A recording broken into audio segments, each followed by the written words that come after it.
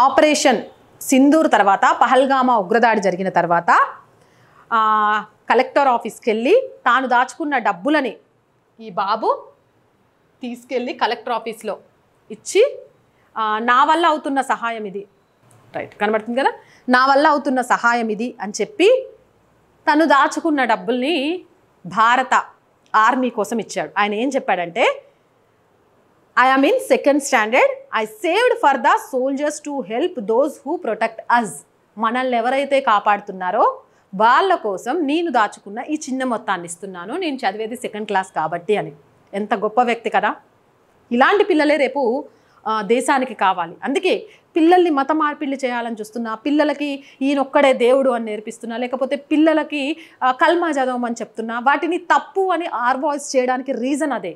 పసిపిల్లలు మొక్క లాంటి వాళ్ళు, వాళ్ళని మనం ఎలా పెంచితే అలానే పెరుగుతారు. దేశభక్తి వైపు పెంచితే దేశభక్తి వైపు, మతోన్మాదం వైపు పెంచితే మతోన్మాదం వైపు.